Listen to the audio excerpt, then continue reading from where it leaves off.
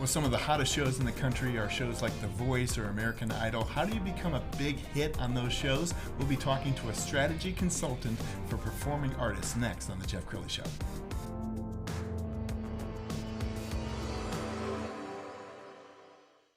Many are predicting that the worst is yet to come, which is unfortunate, said one person here. Until now, they've enjoyed the reputation of being the nation's icebox. Watched a burglar in his home this morning by webcam. As a journalist of over 25 years, stories are what make my world turn. Reporting live from the Dallas newsroom tonight, Jeff Crilley, Fox 4 News. But in 2008, I took the jump from my familiar life and started a PR firm from my home. We're talking about anyone with a camcorder like the one I'm using becomes a television network. We started slowly growing the company, and we now have over 100 clients, and we've branched into the world of live digital broadcasting. I now own 8 different TV studios and have a huge team, and the stories that I now get to share are sometimes the most important of my life. Life has a funny way of coming around full circle. This is The Jeff Crilley Show. Fun fact for you, season 1 of American Idol, Kelly Clarkson is named the American Idol and went on to stardom. That first season, I got the privilege of broadcasting live to some 20 million viewers on Fox because I was live from her high school. And that made me a big fan for life of reality television shows featuring aspiring singers. And we're going to talk about that today with Brianna Ruelas. She is a strategy consultant for performing artists, and I can't believe that there is such a profession. So I need to know this. Like, how did this happen? That's so funny. I love it. So I've been working with independent artists for several years now. I'm a singer-songwriter myself, been performing my entire life. I was on season 4 of American Idol the year that Carrie Underwood won. Yes! Boom. And it's really, that was more of a beginning for me. I thought it was an end because I didn't make it as far as I want. Just like so many singers and aspiring people on these shows, you know, they think when it's over, and that's the end of their career. And it couldn't be further from the truth, especially now in today's age of technology.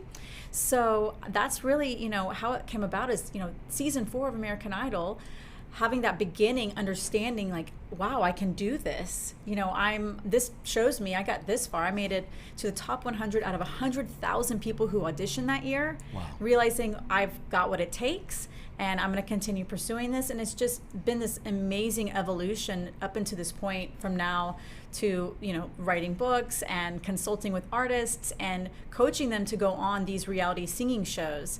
And yeah, there's nothing out there like this, and there's no one that does what I do. So the profession is all mine. I created it for a reason because it's what I do. So I love it. You're a fellow entrepreneur. I want you to hold up your book and tell us about your book. So this is my latest bestseller on Amazon, and it is called Make Reality TV Your Reality: How to Crush Your Reality Singing Show Audition and Ignite Your Music Career. Wow.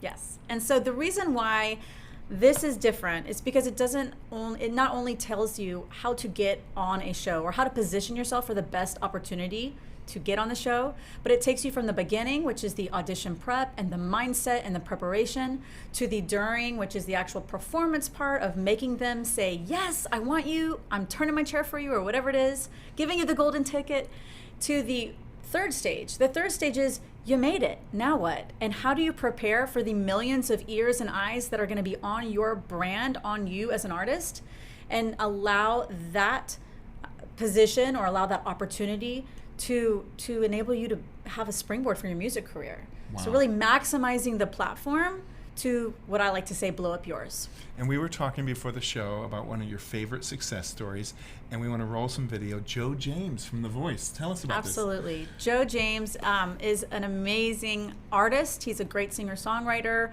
He is definitely the really cool soul funk blues vibe, and he made it on season 17 of The Voice, and he has a really incredible story. He's got all of this wonderful success because of the opportunity that he had to share his story. Growing up, he was overweight and obese, and then he really battled back and forth with obesity, then anorexia, and he had a chance to craft his brand story within our work together, which positioned him to get on this show, The Voice, but also position him to have a really incredible, authentic engagement with his fans and grow his fan base, because suddenly his fan base gets to know a new layer of him and him on a personal level. So that's something I really love doing with my clients, is showing them how they can really leverage and create true, authentic fan engagement. Well, and I love it that you've walked more than a mile in their shoes, because a lot of coaches have never actually been in the arena themselves. So you must build a really personal relationship with these artists. I do. And usually when I start working with an artist, we always start off with, 3 months. We're going to just commit to 3 months here. I know I can do something for you and help you and help position you for success in 3 months. But what happens is we just keep working, because we're getting amazing work done. They're seeing success and they're seeing momentum in their music career, and we connect. So that 3 months enables me to know, okay, are we going to gel together or not? And then when we do, we always continue our work together in some way. Yeah, it's just amazing. I love what I do. I'm very passionate about empowering musicians and independent artists, and You're it's awesome. exciting. Your eyes light up when you talk about this, so I can tell it's your passion. I do love it. You also have a robust social media. We found a great video that you produced recently. Let's go ahead and roll that.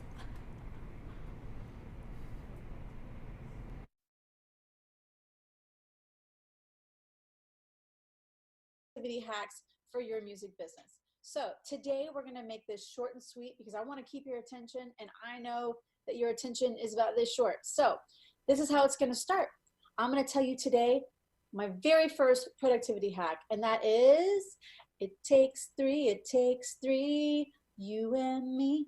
Yeah, I just went there. Okay, so that might be an old song about it takes two, but today it takes three. And this week it takes three. And this month it takes three. So what does that mean exactly? Here we go. Every single day, productivity hack number 1, I want you to think about the 3 priorities that you're going to knock out for the day. And I want you to rank them.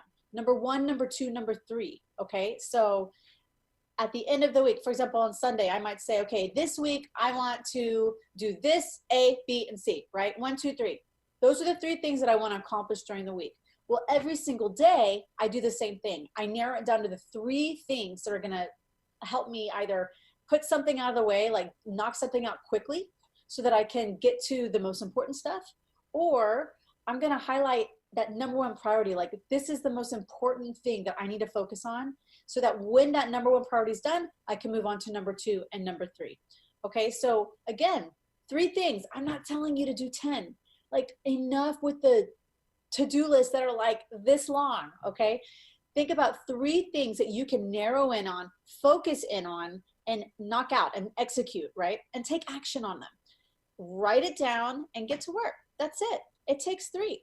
So that's productivity hack video 1. Peace.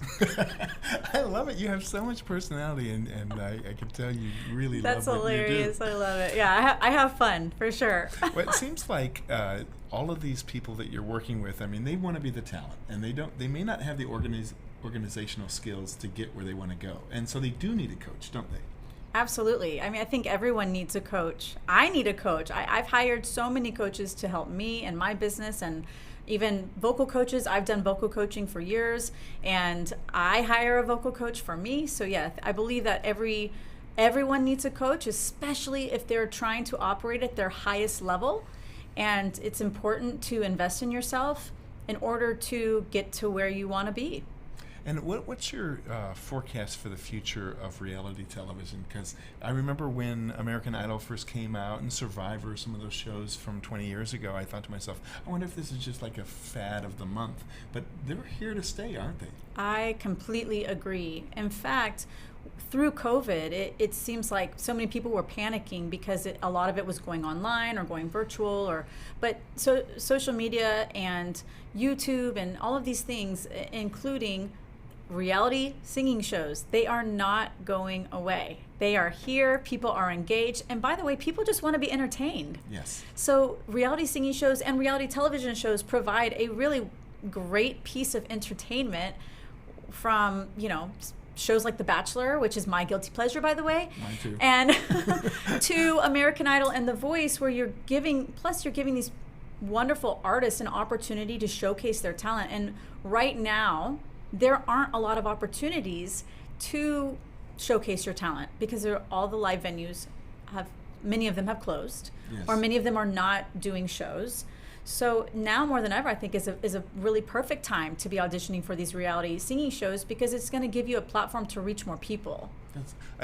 My sense is that your coaching style is very friendly and very approachable and not judgmental, because I know artists have fragile egos. Let's be honest, right? And so a lot of people watching this broadcast right now might think to themselves, I might need a coach, but gosh, is she going to be like a drill sergeant? I mean, what's it like to work with you?